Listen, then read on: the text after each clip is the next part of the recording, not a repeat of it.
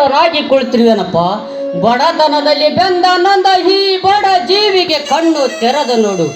ನಮ್ಮ ಹಾಲಿನಂತ ಮನೆತನಕ್ಕೆ ಹಿಡಿ ಹೇಗೆ ಬಲೆ ಹೆಣದು ನಿಂತಿದೆ ಎಂದು. ಈಗ ತುಂಬು ನನ್ನ ತಂಗಿ ಜ್ಯೋತಿ ಮದುವೆ ಮಾಡಿಕೊಡಬೇಕೆಂದರೆ ಈ ಕೆಡಕು ಸಮಾಜ ಕೈ ಹೊಟ್ಟಿ ನಿಂತೆ ದೇವರ ದಕ್ಷಿಣೆಗೆ. ಈಗ ನನ್ನ ತಮ್ಮ ವಿಜಯನು ಕೂಡ ಓದು ಮುಗಿಸಲು ಬೆಂಗಳೂರಿಗೆ ಹೋಗಿದ್ದಾನೆ. ಅವನ ಖರ್ಚಿಗೆ ಹಣ ಕಳಿಸುವುದೇ ತುಂಬಾ ಕಷ್ಟವಿದೆ. ದೇವ, ನಿನ್ನ ಕೈ ಮುಗಿದು ಕೇಳಿಕೊಳ್ಳುತ್ತೇನೆ, ಅವನಿಗೆ ಒಳ್ಳೆ ವಿದ್ಯೆ ಬುದ್ಧಿಯನ್ನು ಕೊಟ್ಟು ಈ ಮನೆ ಕೀರ್ತಿಯನ್ನು ಬೆಳಗುವಂತೆ ಮಾಡುತ್ತಂದೆ ಮಾರುತ್ತೇನೆ.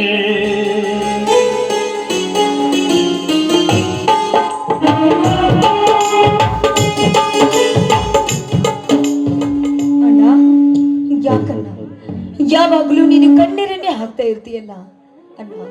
ಬಡವನ ಕಣ್ಣೀರು ದವಡಿಗೆ ಮೂಲ ಎಂಬ ಗಾದೆ ಮಾತು ಕೇಕೆ ಹಾಕಿ ನಗುತ್ತಿರಬೇಕಾದ್ರೆ ಅಣ್ಣ, ಬಡವರ ಕಣ್ಣೀರಿಗೆ ಬೆಲೆ ಇಲ್ಲದಂತಾಗಿದೆ ಈ ಸಮಾಜದಲ್ಲಿ.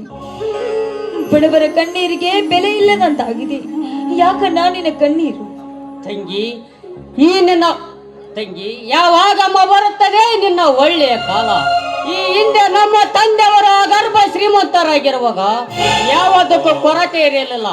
ಆದರೆ ಸಂತಾನದ ಕೊರತೆ ಕಾಡುತ್ತಿತ್ತು.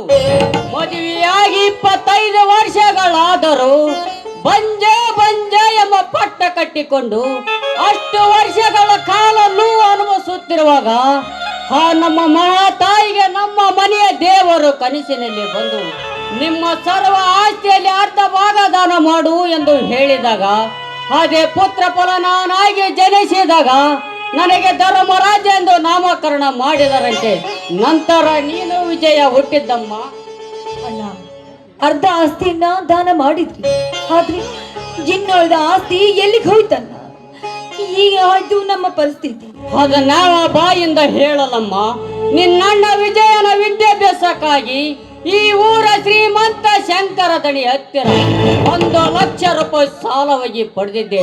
ಅದು ಈಗ ತಾಯಿಗೆಂತ ಮಗಳು ಬೆಳೆದು ನಿಂತಳು ಅನ್ನುವಾಗೆ ಅಸಲಿಗೆ ಬಡ್ಡಿ, ಬಡ್ಡಿಗೆ ಮಹಾಬಡ್ಡಿ, ಮಹಾಬಡ್ಡಿಗೆ ಚಕ್ರ ಬಡ್ಡಿಗೆ 3 ಲಕ್ಷವಾಗಿ ನಿಂತು ಆಗ ಊರ ಪಂಚಾಯಿತಿಯಲ್ಲಿ ನನ್ನ ಮಾನ ಹೋಗುವ ಪ್ರಸಂಗ ಬಂದಾಗ ಆ ಶಂಕರ ದಣಿಗೆ ನಮ್ಮೆಲ್ಲ ಆಸ್ತಿ ಒತ್ತಿ ಹಾಕಿ ಬಿಟ್ಟೆ.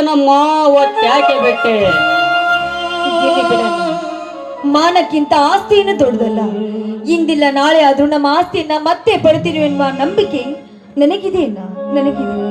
ಇಂದಿಲ್ಲ ನಾಳೆ ಆದ್ರೂ ನನ್ನನ್ನ IPS ಅಧಿಕಾರಿಯಾಗಿ ಬಂದ ಒಂದೇ 1 ವರ್ಷದಲ್ಲಿ ಆ ಶಂಕರ್ ದನಿಯ ಸಾಲವನ್ನೆಲ್ಲ ಮುಟ್ಟಿಸಿ ನಿನ್ನ ಗೌರವ ತಂದೆ ತರ್ತಾನೆ ಅಣ್ಣ, ತಂದೆ ತರ್ತಾನೆ.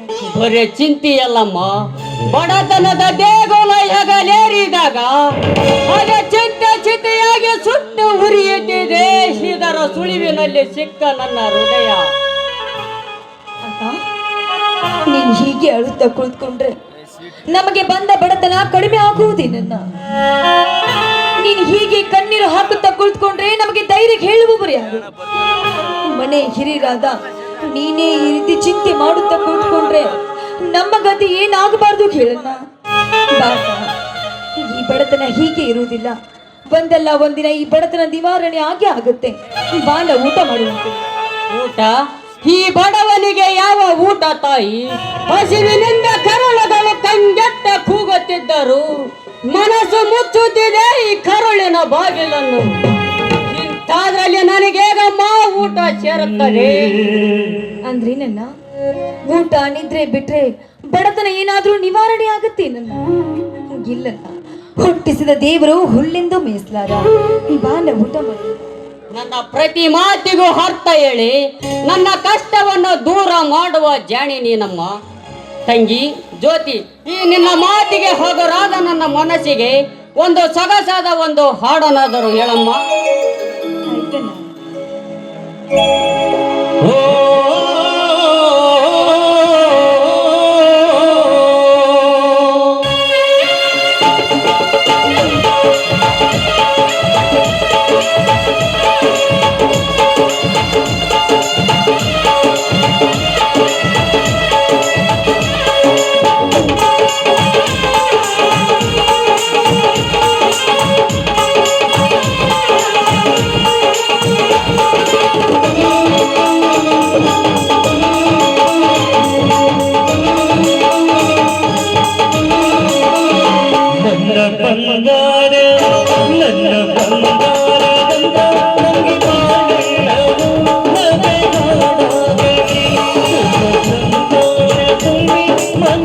ಹೋಗಲಿ